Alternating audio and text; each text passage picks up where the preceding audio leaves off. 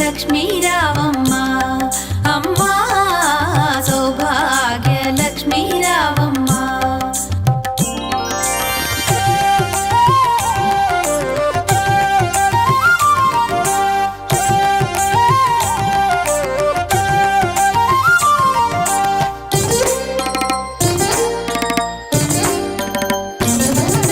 నుదుట కుంకుమార విబింబముగా కన్నుల నిండుగా